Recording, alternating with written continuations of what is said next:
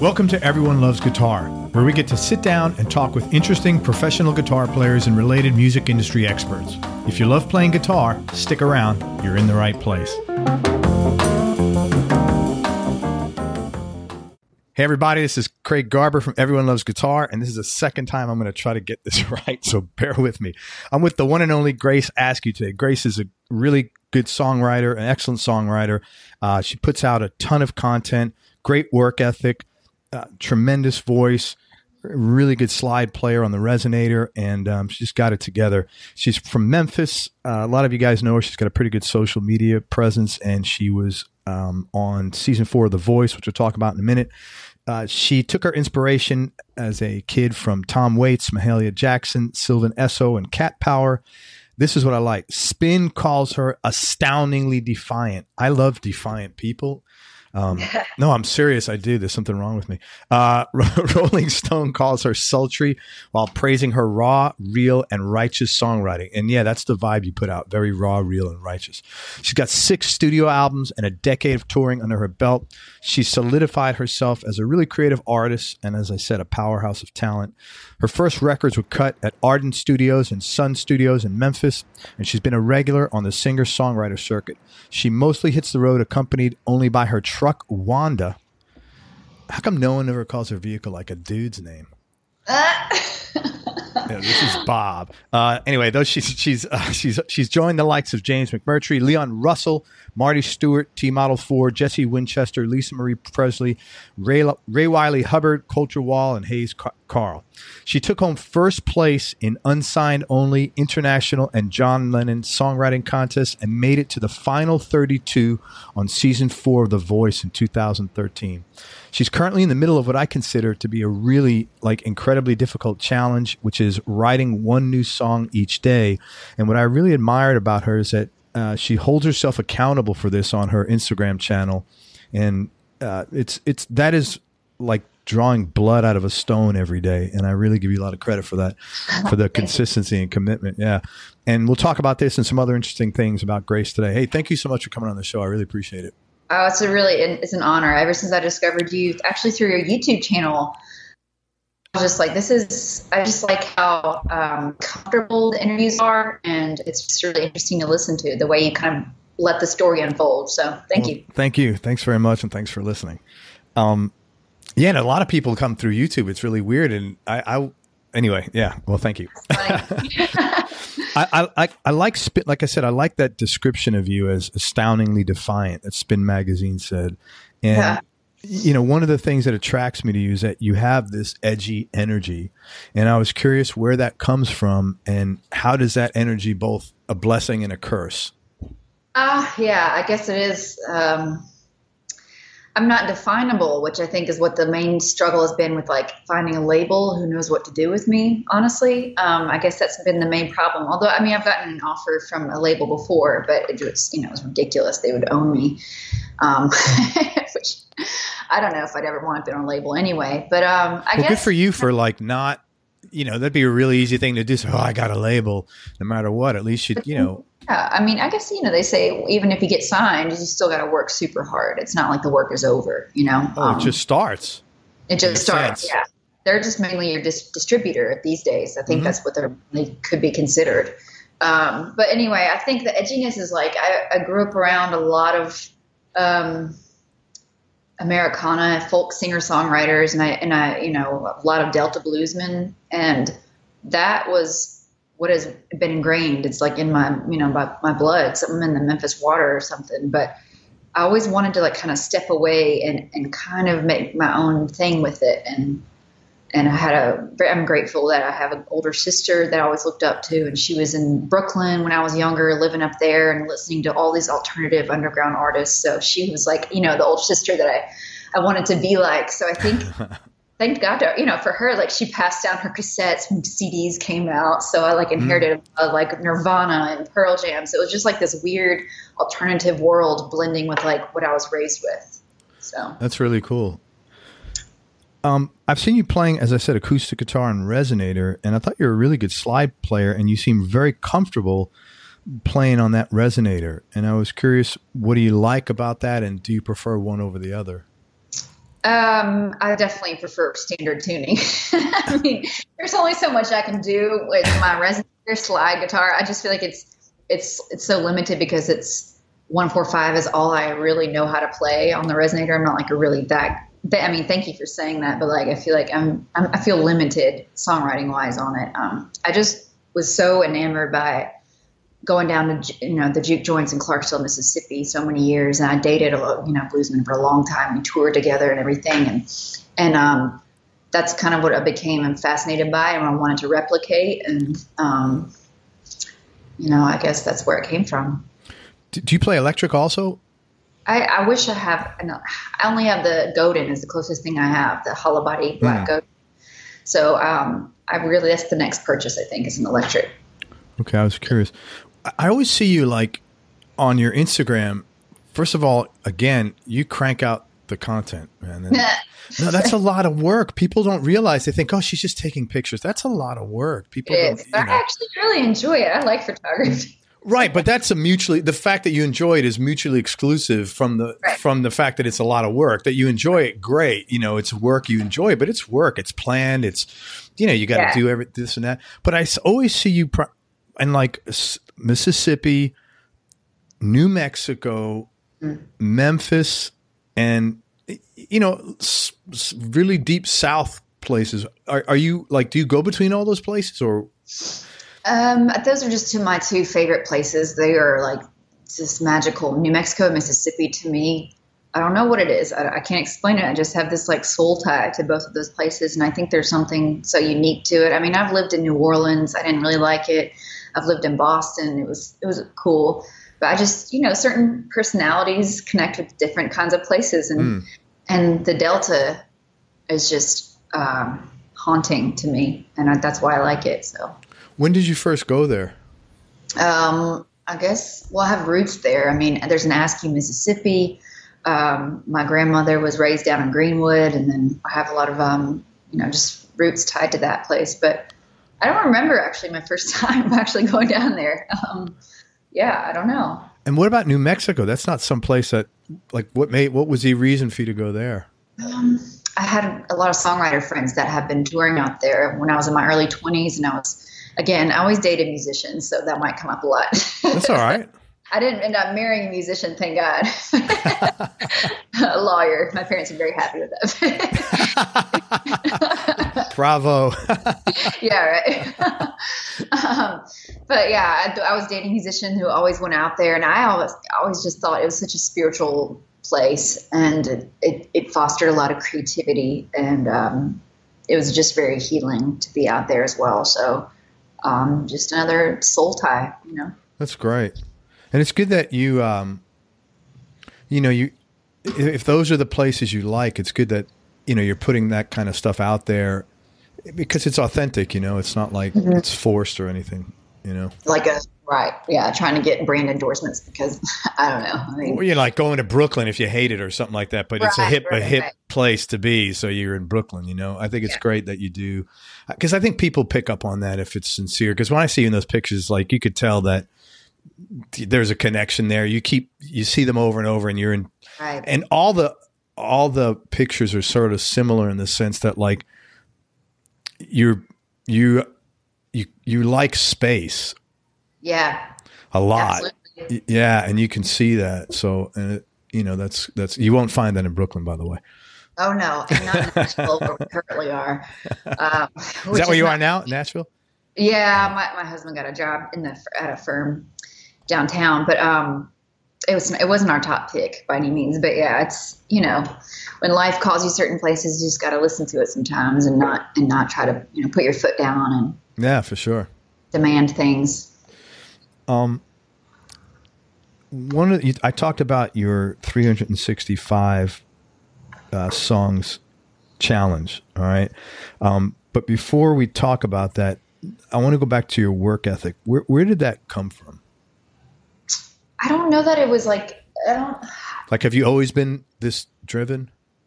I was never good in school. I never made that great of a grades or anything. I think I just always was in the closet. When I came home from school, I would go straight to the closet and start recording obsessively. And it was at the time a little cheap computer mic, you know? So it was just always an obsession. I don't know if it was the work ethic. I just was obsessed. So you always knew you wanted to get involved with music. Exactly. Which is a blessing and a curse. You know, It's like, well, okay, so I know I want to do this for the rest of my life. That means I can't, I have to stay hyper-focused, you know, which is sometimes hard. But you put out, you work so hard. Yeah. That's separate from like the obsession with music. I mean, it's a lot of energy. Were you always like? I think so. I guess all of us kids, my siblings, were all were go-getters. I think we were raised by a family that just instilled that in us. Not that it was like we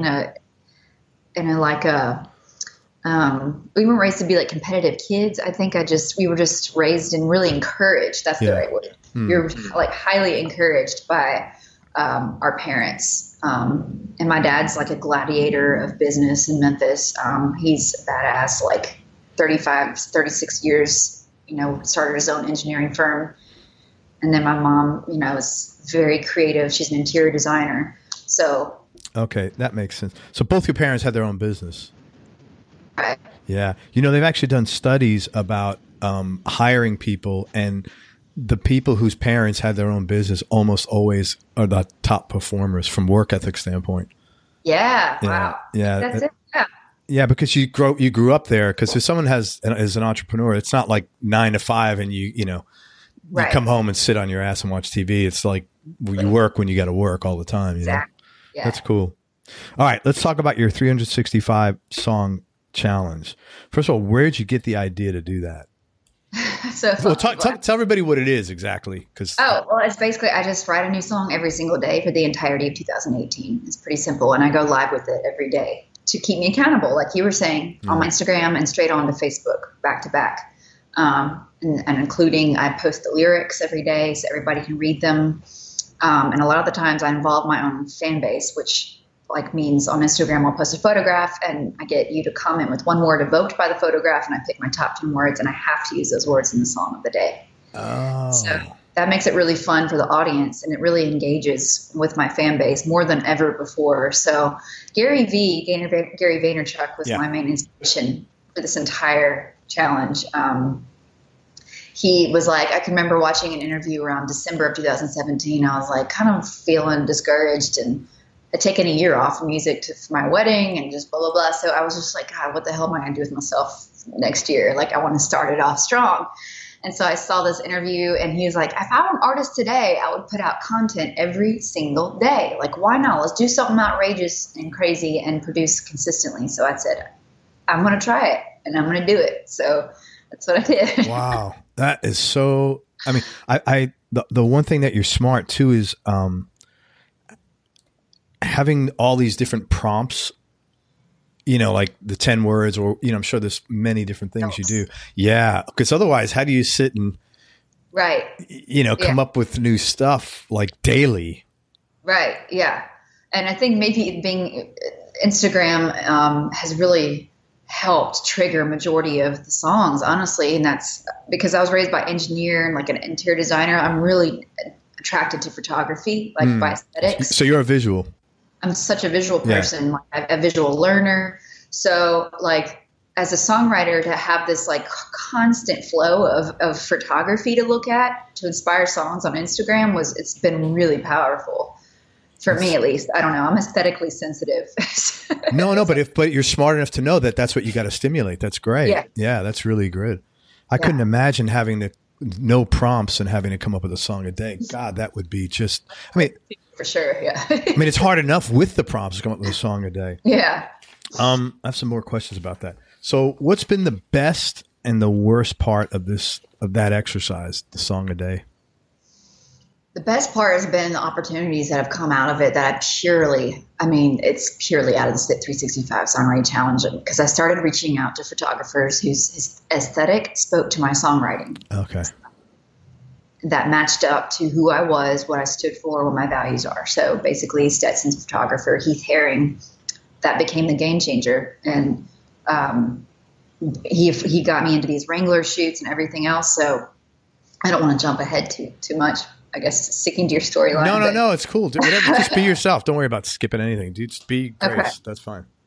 But yeah, that's basically the best part of it has been meeting these people, and lifelong friendships have already formed from it. So that's really cool. The worst part,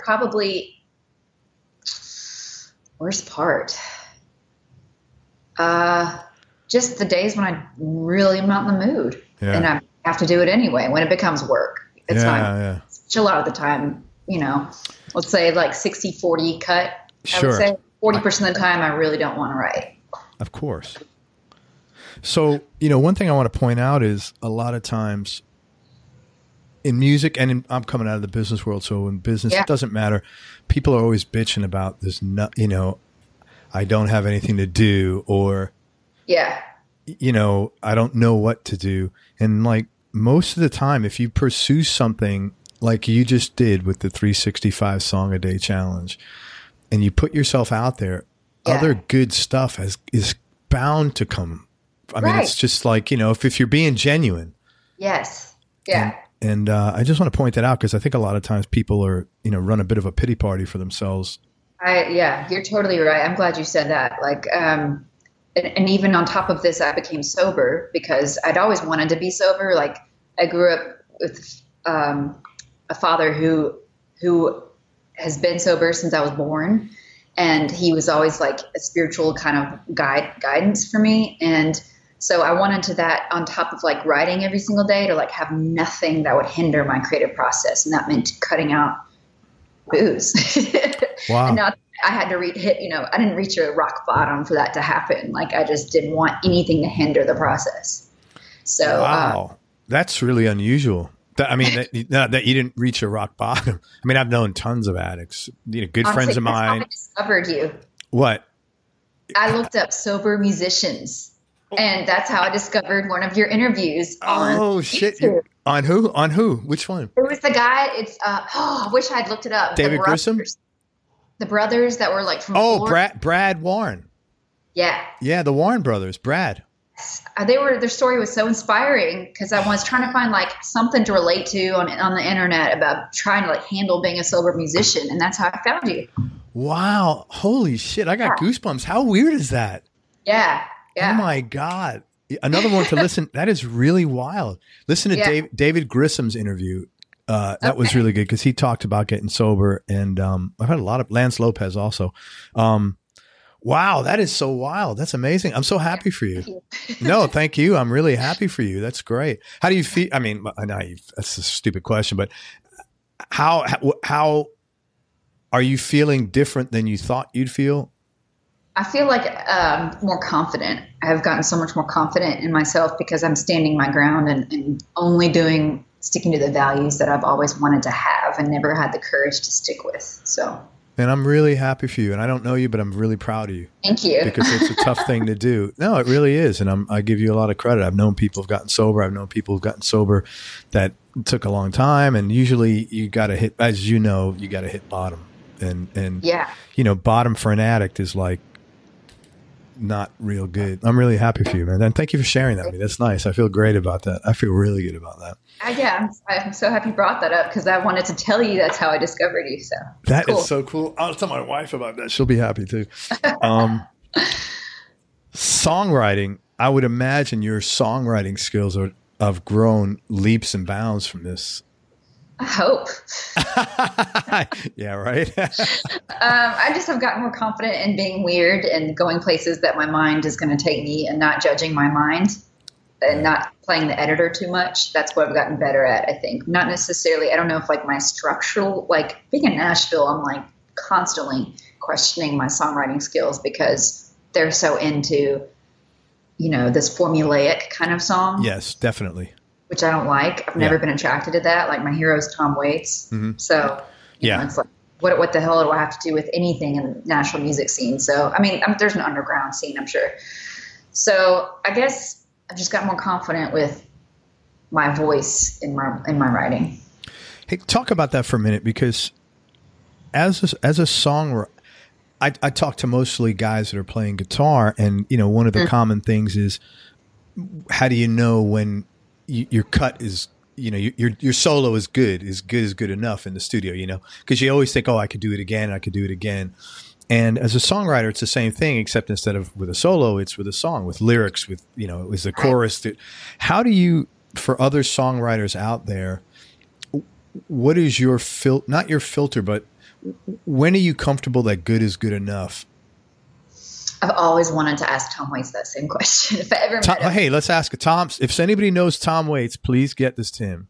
That Grace Askew would love him to contact her and answer when is good enough, and you'd be making this young lady incredibly happy. Yes, please, Tom. So do that. Let's put that out there in the universe. That's right. I mean, for me, it's like time constraints. Like I usually try to go live by noon, and I start writing around 9, so maybe 9:30. So you have a whole song in 3 hours. If that, really half every an hour. day. I've written songs in 15 minutes. So some days it's 15 minutes. Sometimes it's like 2 hours, a distracted 2 hours. But, you know, it's like I have to be comfortable with just letting my mind do its thing and blurting it out, and then maybe editing like for maybe 10 minutes. But then I'm like letting it go. That's cool. That's so cool. And I love your tagline around that, which is "Dare to Suck." Yeah. And that's I think Elizabeth Gilbert, by the way. That's her. That's what? Elizabeth Gilbert. She wrote Eat, Pray, Love. Right. I think that's cool because people who don't do something on a regular basis, you know, they think that I feel like it's a real misinformation and about there. I think people think that, oh, you're a songwriter or you own a business or, you know, you're working out in the gym. And I think there's a misconception about how success works. I think people seem to feel that successful people are, quote, lucky because the things they do work. And you and I both know that is like, we're both painfully aware that's far from the truth. And I think that dare to suck because, you know, maybe 50% of the songs you're going to write are just going to suck just because numbers. I mean, that's, you know, stats. I mean, yeah, you know, you can't, you know, I mean, pick any major star, Rod Stewart, you know, anybody. I mean, how many, they've had loads of hits, but how many of them did they write? Yeah. Maybe 10 or 20 times that amount that sucked. Right. I think, you know, perfectionism is fear in really good shoes. That's like, you know, the ultimate goal that a lot of us artists have is like perfection, you know, and it's so unrealistic. It's like, I want to suck for like 20 songs straight and then I'm going to get to that golden nugget. Or quality over quantity. You know, some people question my challenge because it's like, all right, Grace, well, what about quality over quantity? How do you answer that? You know, do people really say that to you?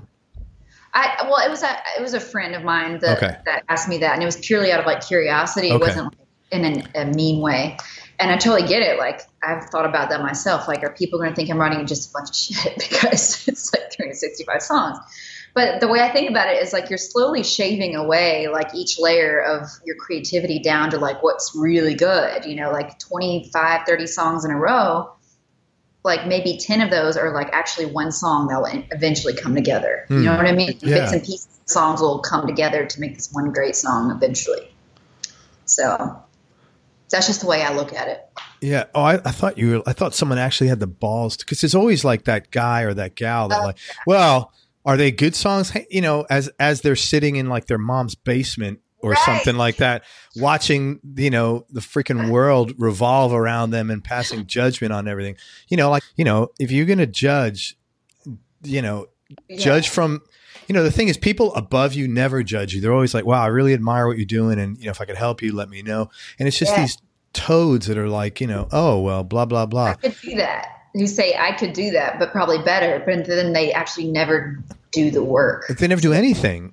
They don't do anything. It's just a series of, you know, like they're sitting on the sidelines their whole life, you know, and whatever, which is fine. But, you know, shut up. Don't bother anybody that's not, you know. The worst is mansplaining. Dudes messaging me trying to mansplain how. What do you mean? Like mansplain, like, that's a great song, but you could have da-da-da-da-da. Or like, you know. Oh, you're kidding me. It's like, oh, God, stop. You used to say, thanks so much for your critique. Your check is in the mail, you know. Yeah. It's not about that. I can't believe people do that. Yeah. Thanks so much for. Wow. Yeah. Wow. I'm just I don't know what to say. It's like, that's not, wow. I hope I never have that much time on my hands in my life. That's what it said to me, is like they have too much time on their hands. Oh my God. Yeah. Hey, or else the people, I was kind of like a guru online in my marketing business several years back. And, I'd have people, I was doing an email a day and I did this for like 3 or 4 years. And I'd have people come, how can you call yourself a copywriter? There were three mistakes in the last month of 3 spelling errors. What? Okay. Well, I wrote 20,000 words. I'm surprised that you only caught 3. Wow. They have too much time. Yeah. I'm like, wow, man, let me, go make some money with that energy, Yeah. Along with, you also do a really good job, I think, promoting products and other items that sponsors either give you or pay you for. And I think in music, you've got to have a plan B, C, and D today. Otherwise, you're not going to make it as a musician. And I was curious, we talked about some of that, but how did some of those opportunities come about, to the extent you're comfortable sharing that? Yeah. I mean, it's just purely from the songwriting, honestly, which is the beautiful part of this. Like a lot of musicians are, they get the labels do all that stuff for them, and they get the brands involved. But this is purely because of me writing songs about the certain brands' photography that I saw on Instagram. Like it came from a wholesome place. You know what I mean? So that's what I'm proud of. It's not like, these agents, pulling strings or whatever for me. So yeah, I just spoke to, I wrote a song about a Stetson photographer, one of his pieces on Instagram, and then like about one of his pictures. One of his pictures, yeah. Okay. Sorry,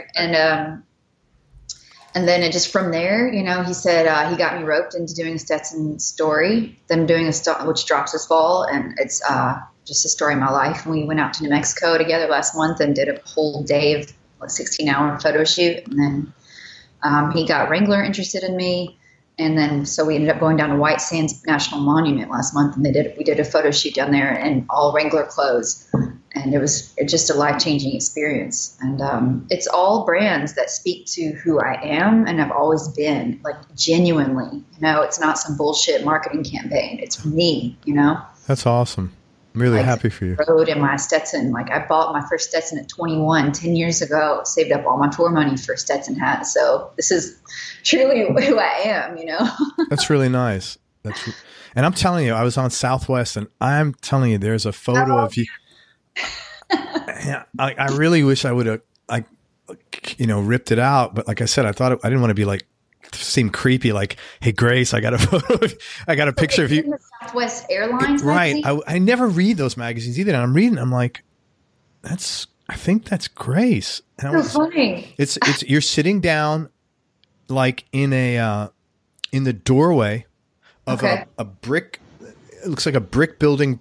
The building is made of brick, obviously behind you. You're sitting in the doorway and you have a hat on, and you're kind of glancing up. Yeah. And it was a campaign for New Mexico. Wow. Yeah, those bitches owe you some money. Yeah, right. Yeah, no, they do. You got to look into it. I was like, I wish I would have pulled it now. Yeah. Get your hand, call Southwest and get their last couple of months magazines. Even if you have to pay them a few bucks for it, it'd be worth it just to see it there. This was, I was on my way back from Nashville. This was from NAMM. This was like, I think that's where I was going. Yeah, it was like 2 weeks ago. Okay. So right whatever on. This is like June or July. Yeah. Huh. Well, yeah. Get on time. State of New Mexico. You are warned. That's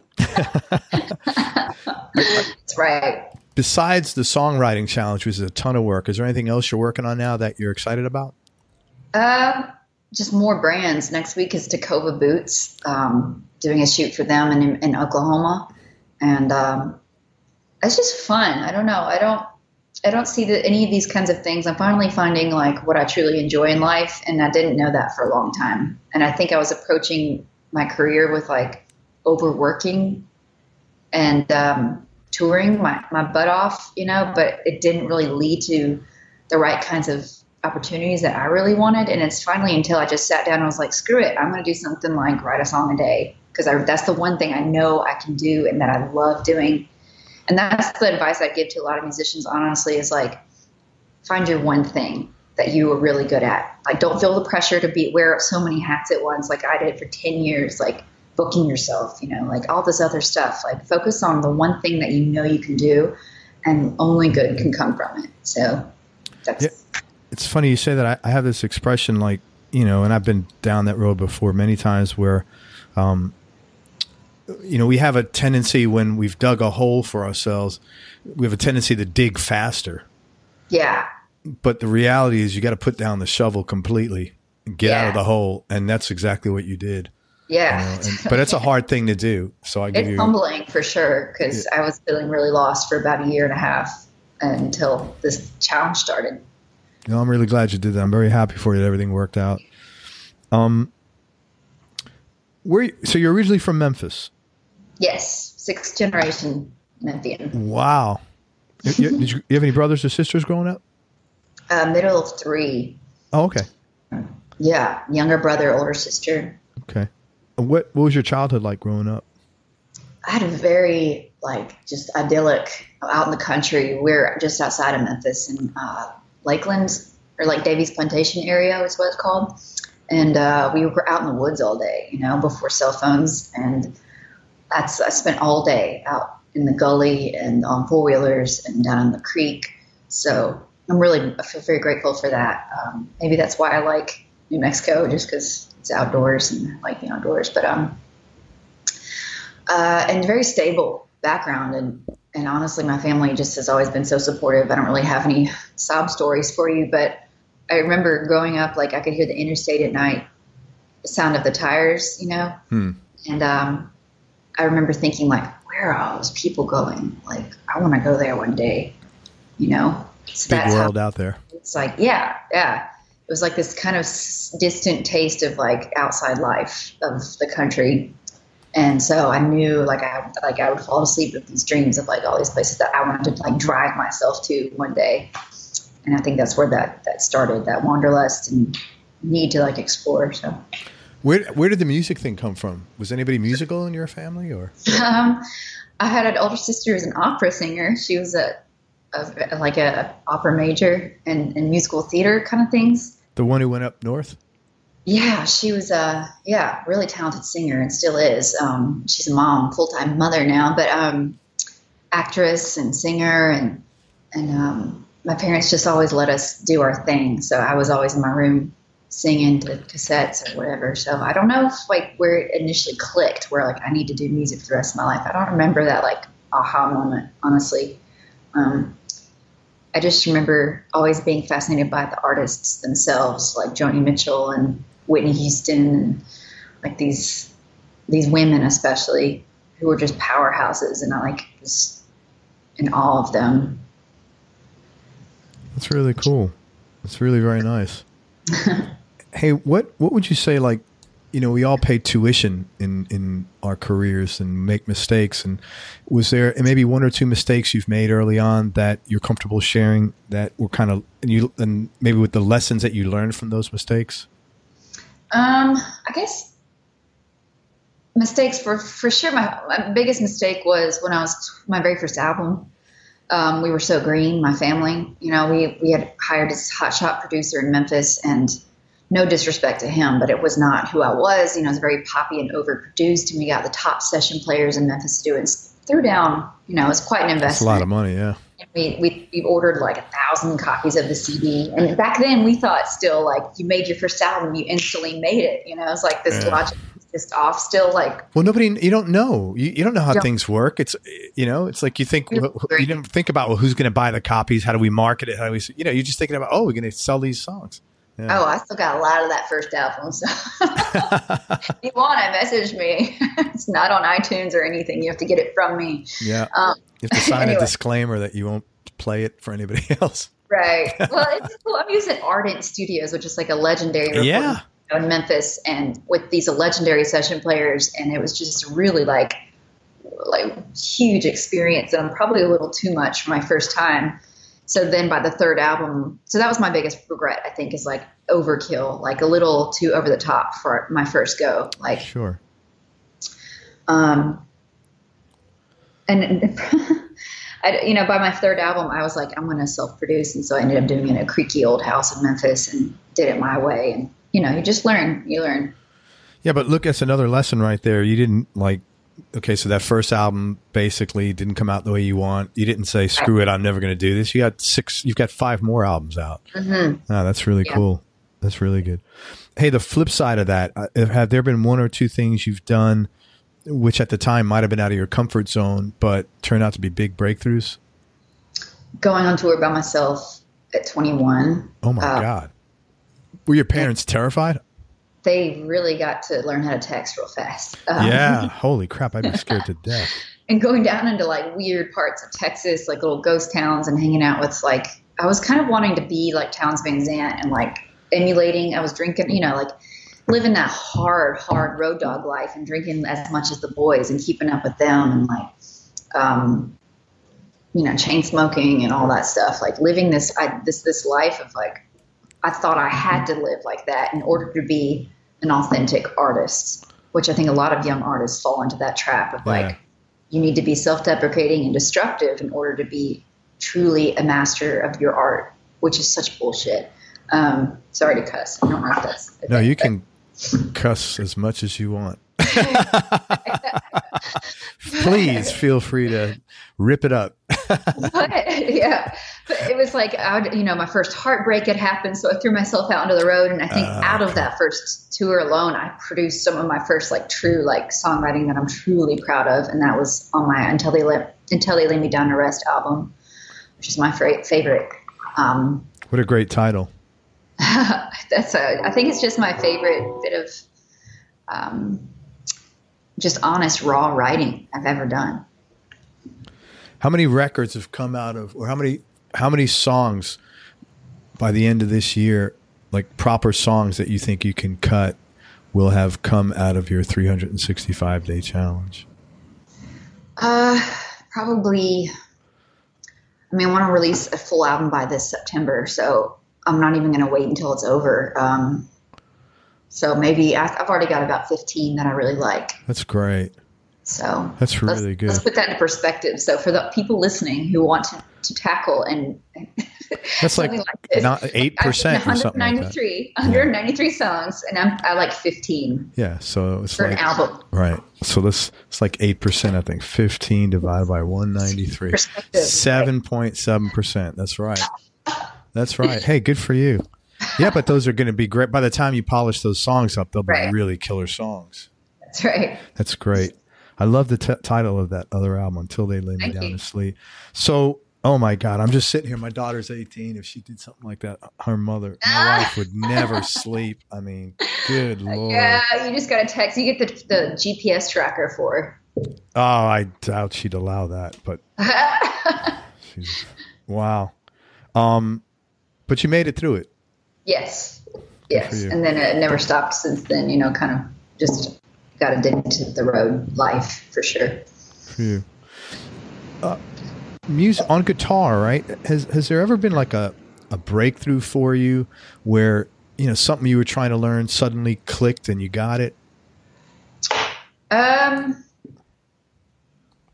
guess maybe just self-confidence on stage when the voice stuff happened. When I was, I was kind of just doing my rough and tumble, tumbleweed woman, road warrior lifestyle. Mm-hmm.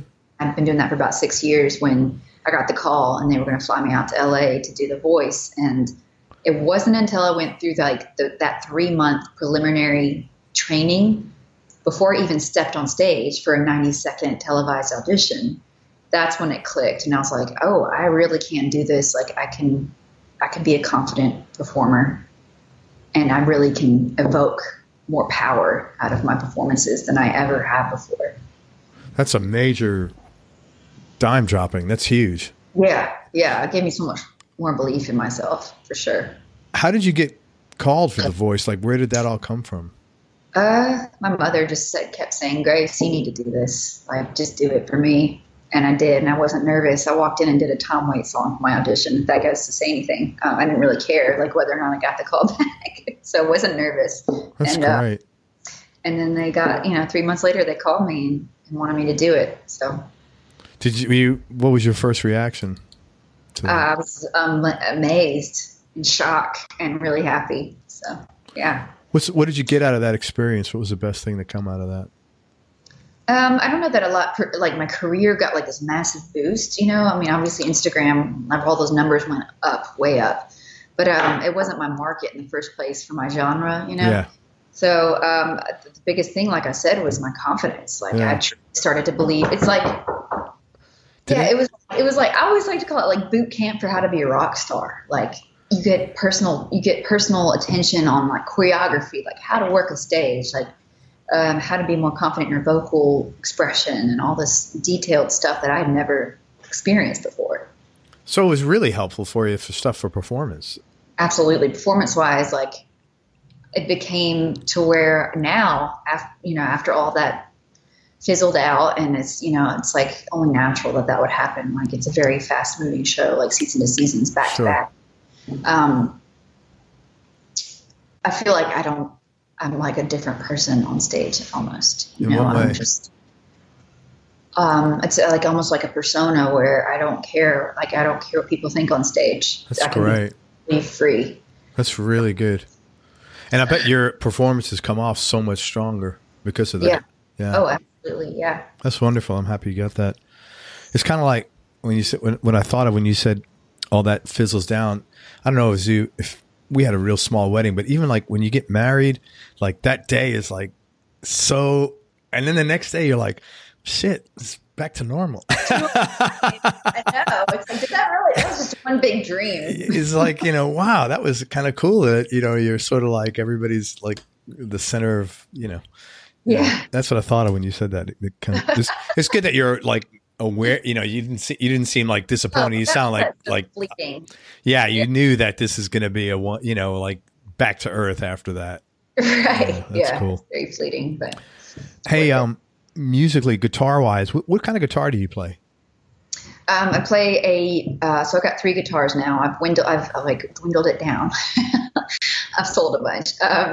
I Breedlove acoustic, and then a Godin Fifth Avenue, and then my Dean Resonator. And my Godin's like my go-to. That's my OG. Like that's my main. Your OG. main squeeze on the road. I like that. Desert Island Discs. If I asked you to pick your top like 3 CDs or records. Oh. Yeah. What would they be? In no particular order. And just for today, like tomorrow they could reset, like just for knee jerk reaction for now. What would you pick? 3, you said? Yes, 3. Or if you want to pick 4, you can, just because it's a lucky day. Oh, let's see. I'm just going to off the top of my head. Yeah. Richland Woman Blues by Maria Muldaur. I don't know how to say her name. Man, I haven't heard her name in ages. That's a good album. Really good album. All blues duets with like legends. And then, she's like the woman who like I learned how to sing the blues, or that I wanted to sing the blues from her. Then Tom Waits, one of them, probably Mule Variations. Yeah. And then one more, Lydia Mendoza. Who is she? What is she? What kind of? She's from like the 1930s. She's one of the first women to get her doctorate in guitar. She was a flamenco guitarist from the 1920s, 30s. She was on the Crazy Heart soundtrack. I don't know if you ever saw that movie with Jeff Bridges. If you're any kind, what's it called? I'll rent it. Crazy Heart. Jeff Bridges plays this very relatable character. Honestly, I feel like I dated him. That character. But it's just the soundtrack's incredible. Ryan Bingham, that's how he kind of got discovered, through that soundtrack. And I will rent that movie with T-Bone Burnett produced it, the music, so it's. Oh, so it must be pretty strong. Yeah, I will rent that with my wife for sure. What's your definition of happiness, Grace? You're a good person to ask this question. Oh God, I never know what to say. I guess just being. Just say whatever, don't say the right answer. Say your answer, Staying busy. That's great. Honestly, I hate to say it. Like, no, what's wrong with that? I don't believe in the like being content. Like, I just don't. That sounds so bad, but like, that's just not how I find happiness. Like, I find happiness in like seeking out new opportunities constantly. Mm-hmm. That's really exciting. No, I totally understand that. I like that. I like doing that myself. I totally get that. I know that's a tough question because you always like, well, being grateful, and that's a good answer, but it's not everybody's answer. Yeah.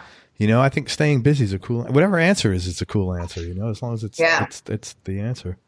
What's the most important thing? You've really seems like you've grown a lot, you know, since you started your musical journey in many different ways, personally, musically, spiritually, developmentally, wisdom wise. What have you learned about yourself over this entire journey? And you've been doing this a long time. Yeah. I don't need to overthink things so much, that I am enough like as I am, because a lot of the times when I write and when I play out live, especially, I like question like, will I be entertaining enough? Will this song, will this set list be interesting enough? Or like, will the show flow as nicely as people want it? And it's not about honestly, it's not about catering to what the people want. It's about me expressing myself, and that's it. And letting the outcome go, like letting go of that. Yeah, I agree with you. And if they happen to like it, great. Yeah. And if they don't, it means either they're the wrong audience or maybe you need to go back and look at stuff, but you got to do your thing first to find that out. Because if you're coming out there to play a bunch of stuff that you have no interest, music's such a personal thing. You can't you have to come from the heart with that. You can't, it's not a sales pitch, Right. It's expression over impression, trying to impress people. That's not what it's about. I like that. Expression over impression. That's my mom taught me a long time ago, and it's such a good way to think about it, because it's like if you're out there going on stage and you're like, shit, I got to impress these people. Like, don't think about it that way. You're just doing your thing. You're doing, being yourself. Yeah. And most people are impressed by that just because it's authentic. Right. Because that's kind of a scarcity. It's not something that is easily found. Exactly. Another tough question. What do you like most about yourself?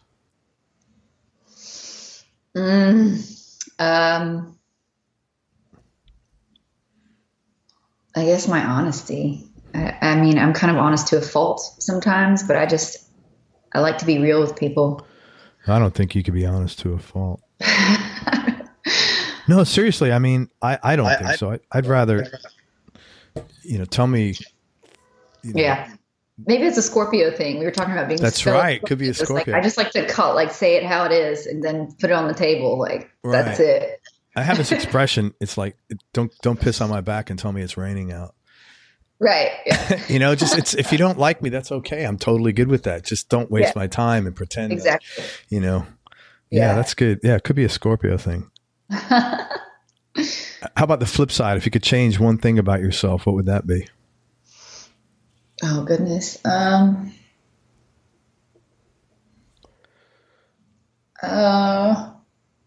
guess I would change. It's so funny to say this because it's just the opposite of what I said, but it's caring what people think too much sometimes, I guess, is on the flip side of how real I am or how real I like to be. It's like, but I also care what people think. I get that. I totally. You know what? I feel like an old man saying this, but as you get older, that will fade. Just like naturally. It just naturally fades. And then because you realize, like I've never been like that, thank God. And I had other issues. Don't get me wrong. I was too hard-headed, or I guess that's the word. No, I was too abrasive, and I was like, but I've seen people that really had stuff with that, and most of the time it gets to the point where they just say, you know what, I have to take better care of myself. I'm so sick of putting my own needs aside to accommodate what I perceive other people want out of me, and it's like a full-time job doing that, I would imagine. Because it's like it's hard enough to do what you want, and then now you got to do what you want. Excuse me, but you got to filter it or change it because, well, I don't want to offend somebody or whatever. And, so as you get older, I've seen a lot of people. Again, I've never been that guy, but I've had a lot of buddies and my wife, Yeah. It's just people our age, I think Southern women maybe have warriors,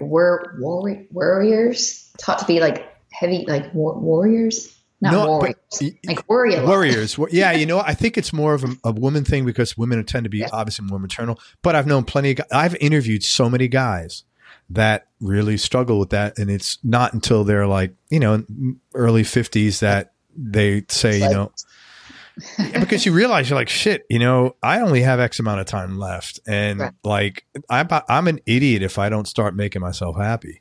You know? So, it can lead to a lot of like questioning whether I'm on the right path, because it's like, I think women are taught to maybe pay attention to what others want them to do, and as an artist, you got to be really true to what you want, or else it won't work. It'll come off the wrong way. So that's tough to like balance that. Tell me something about yourself that people would either be surprised to hear or might find a little odd. Oh gosh, I never know how to answer these like quirky questions. I know. I don't either. Thank God I don't have to answer.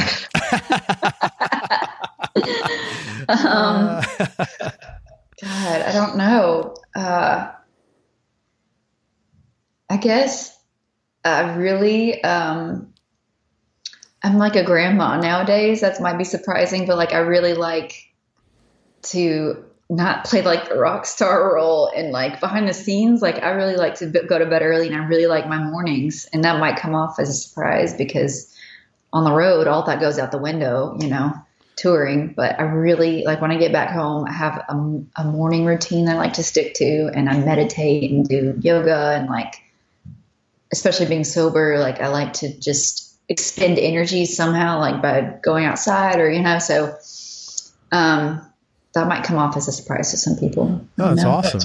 I'm so happy for you because you've really that's a dramatic change from, partying, and no, it's so much healthier.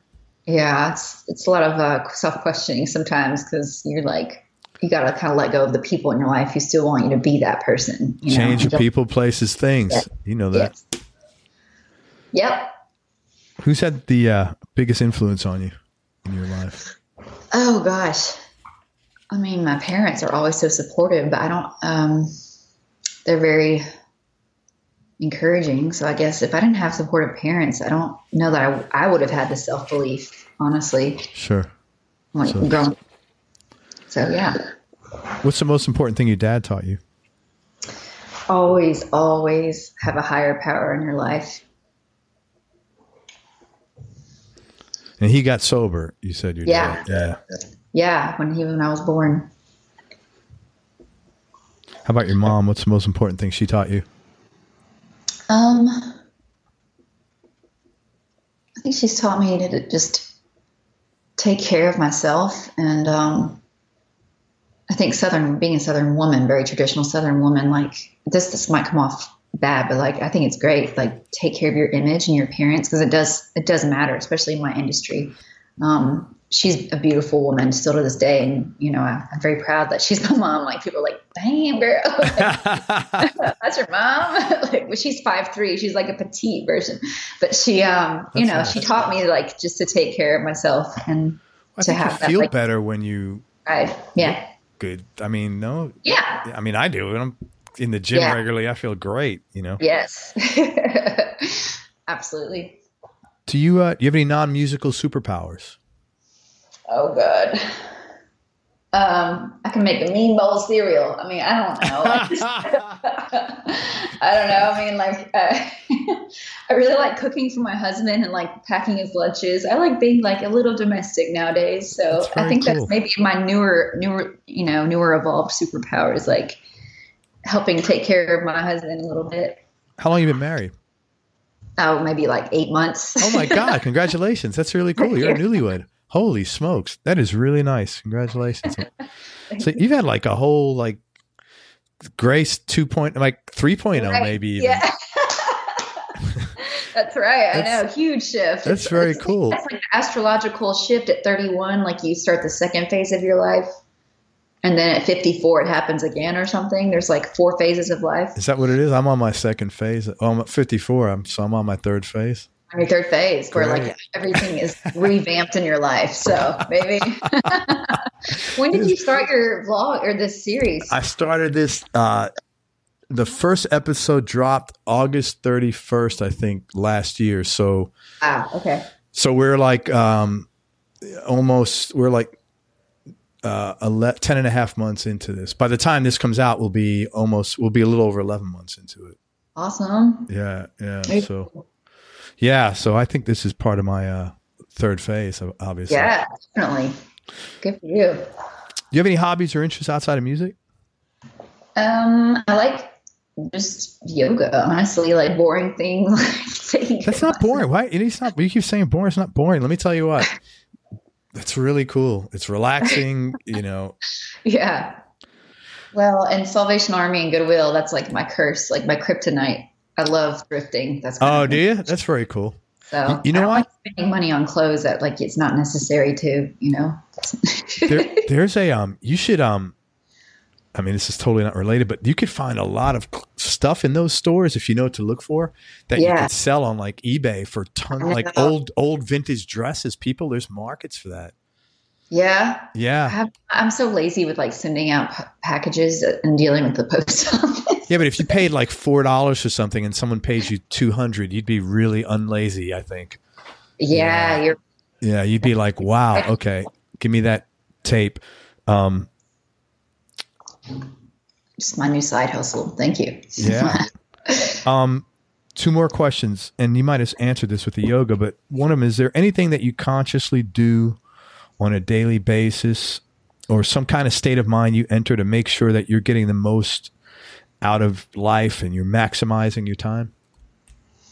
Yoga I haven't been as strict with, but like the writing alone, and waking up every morning and like I try to first thing when I wake up, just think about things that I'm grateful for, because a lot of us tend to look at our phones right when we wake up. I'm one of them, try not to do that.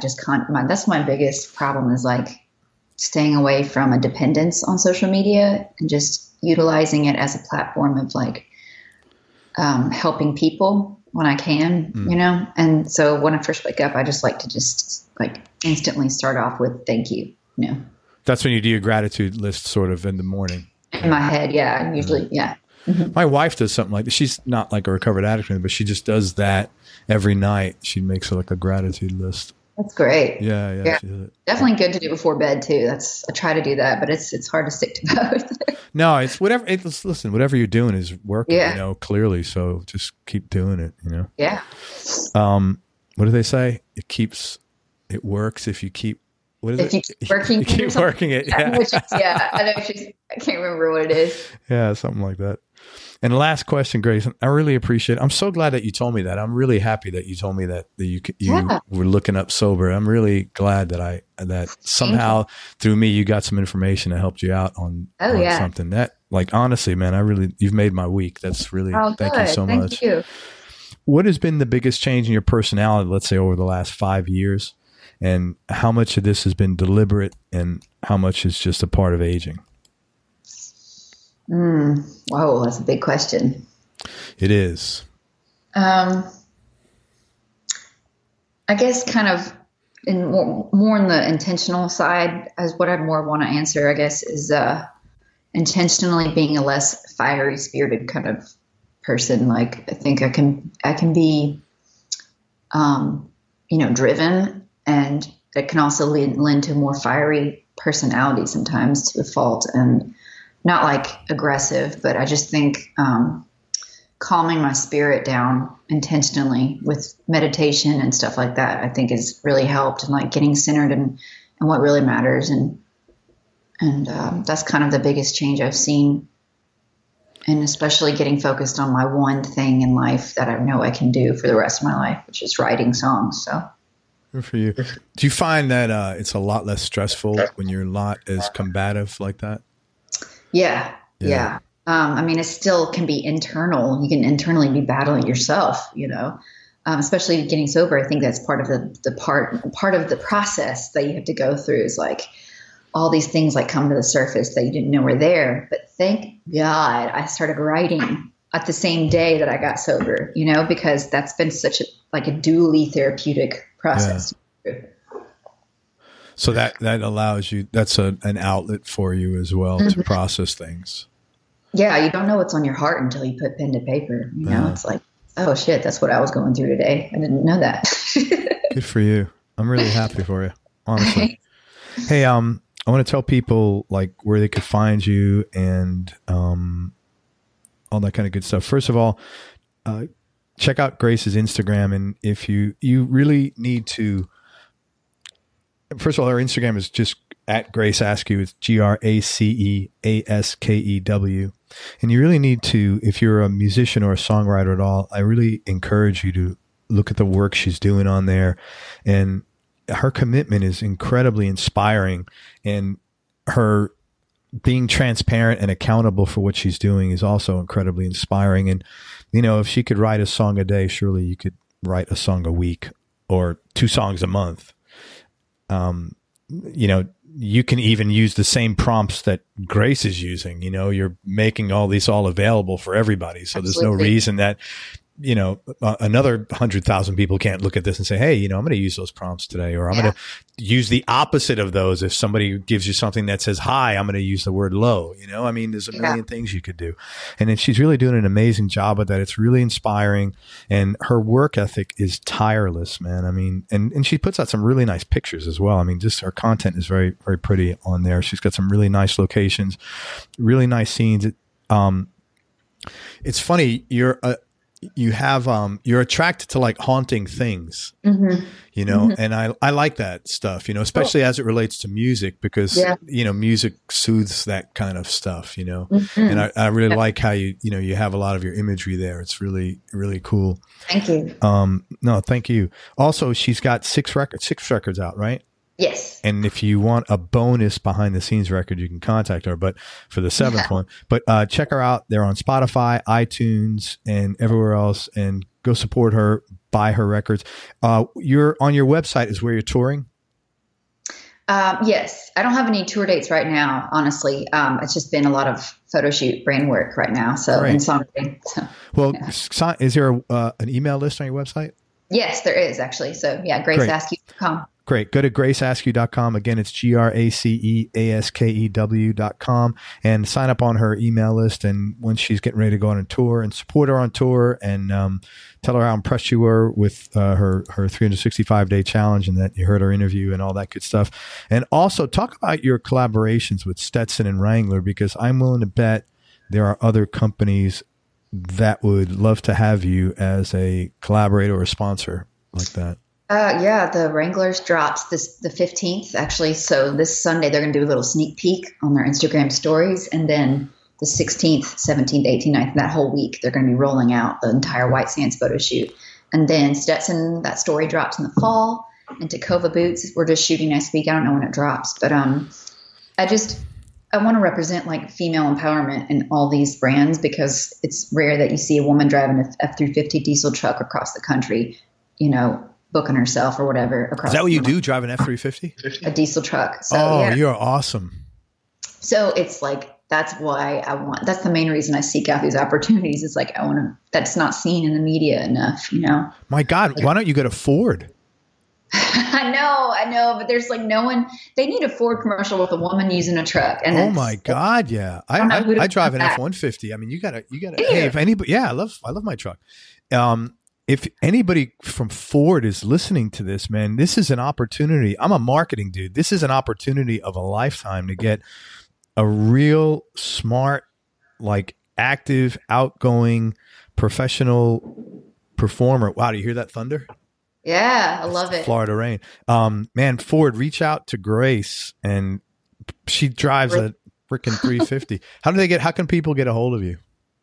Askew.grace@gmail.com. That's pretty much it. Great. Or Instagram, you can DM me. That's great. And again, Instagram is just Grace Askew. And anything else? I just say stay authentic. That's always what's going to pay off. That's always 100%. Like Ernest Hemingway said, write honest and clear about what hurts, or something like that. Write hard and clear about what hurts. You're a big reader, aren't you? Yes. Yeah. Most writers are pretty big readers. Yeah. So that's what I'm going to leave everybody with. Thank you so much. You're real sweet. I'm glad we got to connect. And thank you so much for, again, sharing. That was really, really kind You're a great interviewer. Oh, thank you very much. Yeah. I just have good guests. I'm lucky. Just sometimes people say, man, I listened to like 3 of your shows. I don't know how anybody listens to me for 3 shows. Honestly, I can't listen to me for 10 minutes. I have to go edit these things sometimes. It's painful. I'm in pain listening to this. So if everybody listening to me, God bless you all. Thank you. Well, I can't wait to share this and get more listeners. Likewise. Everybody, thank you so much for listening. I hope you enjoyed this interview as much as I did. Go support Grace Askew. She's a really cool person, extremely talented, and man, she's doing it, and she's done a lot. I mean, honestly, you're very inspirational between getting sober, the amount of work you put out, your content, your music career, and staying true to who you are, man. That's great. Really Thanks. Good. Really happy for you. Yeah. Make sure you go to everyonelovesguitar.com, sign up to get on our newsletter list. And most important, remember that happiness is a choice. Right, Grace? That's right. Yeah. So choose wisely. Be nice, go play your guitar, and have some fun. Till next time, peace and love, everybody. I'm out. We hope you enjoyed this show. If you did, subscribe to the Everyone Loves Guitar podcast, and you can do this online at everyonelovesguitar.com or on iTunes. And if you like the show, please leave us a 5-star positive review. The more 5-star reviews we get, the higher our show ranks, and higher rankings mean we get to continue speaking with cool, interesting guests on our show. We'll see you on the next episode, and until then, keep playing your guitar and have fun making music.